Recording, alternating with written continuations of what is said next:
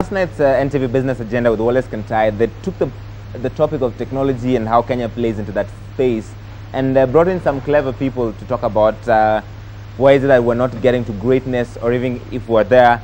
And there are lots of people who are there, many of them clever, all of them clever. But one person who was not there and who has graciously joined me and said now is Ngigi Waithaka. He's the CEO of Alliance Technologies, one of the homegrown tech companies that is doing big things. Thank you very much for coming in. Who are Alliance Technologies? Alliance Technologies, we are a local software engineering firm. We've been in business for the last 10 years, and we mostly develop enterprise business solutions for a couple of markets, public sector being key, defense and security, healthcare, academia. Yes. So those are our key markets. One of the words being thrown around these days a lot is an ERP. What is that in English? Well, an ERP in English is, well, it's the short name for enterprise resource planning. Right. And those are the kind of applications that, by and large, automate the day-to-day running of a business. So, one way of looking at it could be that it's a glorified accounting system. But now, of course, when it comes to a much bigger firm, then you find that there's a lot more that plugs into the accounting system than just the accounts. That would be procurement, human resource management, inventory management. Yes, that plus the consulting bit is what makes the ERP solutions. Many of these are provided by companies out of Europe and America, Sage, SAP, Microsoft. So as a local company playing into that space, do you find it necessarily you're at a disadvantage? Oh yes, we have a pretty big disadvantage over the, what can you call them, the multinationals? Multinationals, yes. Yeah, the firms that have already established themselves in Europe, Americas, India, for instance. Yes. And you find that really there's not really any advantage you have developing your applications in this market, especially so for the public sector. The private sector doesn't really have much of an issue, but the public sector has quite a bit of an issue. Right. Yes. So how do you, let's say you're going to pitch to a big government agency or a private company that has branches all over this country, yes, and you're competing against a big multinational, and you're trying to, what is it that sets your product apart from this multinational? Well, we've got a couple of things. One of them is that we understand this market a lot better yes, than possibly what a multinational will be able to understand this market. We get to know what works for this market, the things that are not necessary for this market.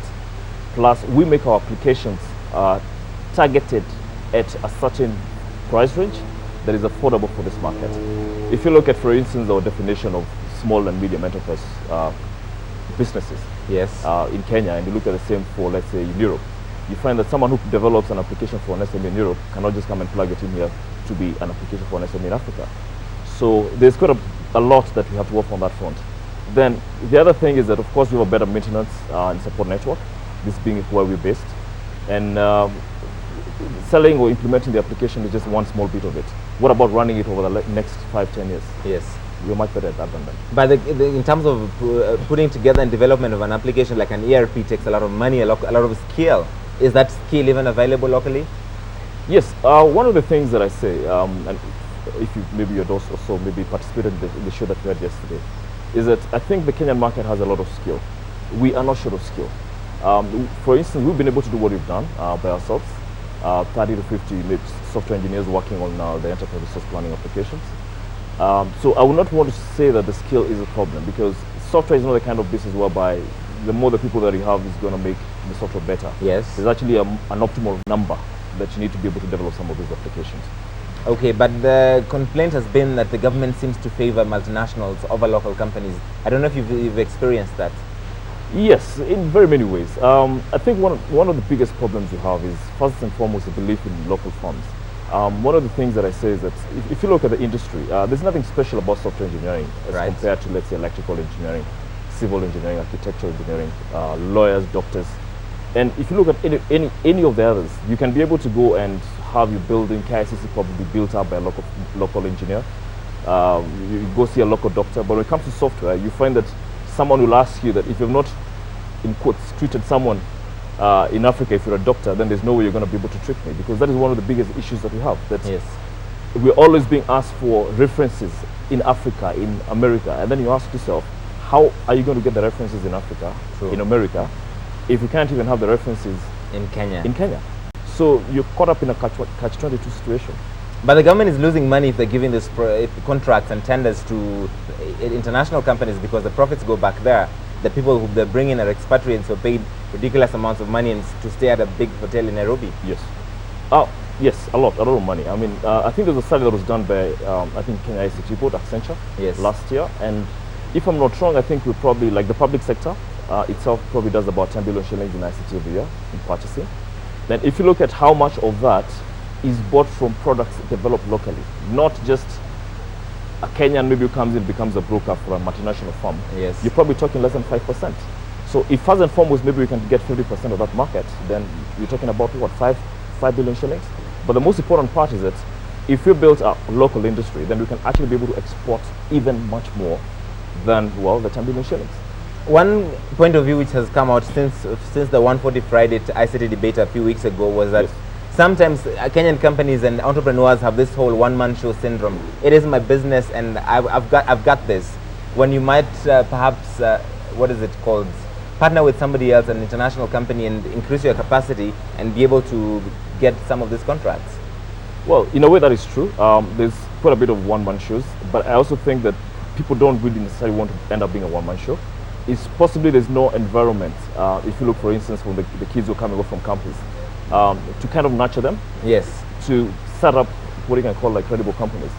A couple of firms have come up, like Nailab has come up. I think there's quite a bit that is happening at IHUB. Yes. Try to nurture these people to show them you probably need to join up together to come up into at least a couple of guys who can be able to do something, because you need a lot more than just software. Yes. You need software, you need marketing, you need sales for you to actually say that you're successful. And it's very hard for you to get that in just one person.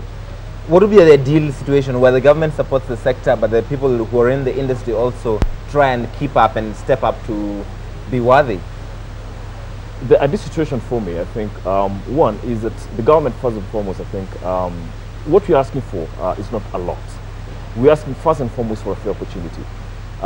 Day in, day out, we don't get those fair opportunities. Yes. Just give an example of references, for instance, being told that for you to be able to automate maybe someone's finance management system, it's not any different from any other finance management system. Give me one or two references that you've done right across Africa. Such intricacies of in procurement, well, we have the laws, but no one really bothers to follow them. Yes. If that can be done as a first step, I think that would really help the local industry. Something else that I think that we ought to do is that we ought to look into certification of products. Because if you certify my product that it works for this market, then one of the words that is mostly used to kind of push the local industry away from most of these big deals, which is the word experience. If you certify my product before and say this product actually works for this government, then experience becomes a non-factor. So you don't need the references. Yes, so that would be a very big step. And something else that I think needs to come up is that we need leadership. What we're lacking is someone to have this as his baby. Someone to say that it is my work to actually make and build a local software industry. Today we have very many different organizations. We've got Kenya ICT Board, who will probably do a lot more in terms of marketing Kenya as an ICT destination, but not really doing locally. Yes. Yeah, they're not really pushing up the local industry. I don't think really that is the mandate. And if you ask me, I don't think there's anyone's mandate really right now to be able to push the local software industry to maybe greater heights. It's being done, maybe Vision 2030, Kenya ICT Board a bit of it, find maybe e-government is doing a little bit of it. And in the whole mix, we kind of get lost. So there's quite a bit on that front that I think needs to be done. Very finally, in 30 seconds or less, that said, you still have done quite a bit with, say, KEMSA supply chain system. Yes. You've done something for the military with the Operation Linda. And run us through that quickly? Yes, I think one of our biggest clients and one of the biggest solutions that we have, one of the most elaborate solutions that we have is supply chain management. And I can comfortably say that currently I think we run some of the largest supply chain networks in East and Central Africa, worth possibly hundreds of billions of shillings, both for the Kenya military, the Kenya Defense Forces, and the Kenya Medical Supplies Agency, which supplies and procures drugs and commodities for the entire Kenyan market, at least for the public hospitals. Yes. What is the future for AT? The future is bright, pretty bright. The problem that we're having today is that it's kind of lonely out there. You look at, for instance, the public sector, we're probably the one, at most two firms that participate locally, produce solutions in the public sector. So it's lonely out there, but for ourselves, we're making a very big push for it. All right, and all the best with that. Ngigi Waithaka, founder, CEO of Alliance Technologies. Thank you for coming in. Thanks. And it's time now to talk about what's trending on the internet. We call it the top 5. It is our collection of interestingness from here and there. Number 5. By now, I thought we had said everything there was to say about Joseph Kony, the invisible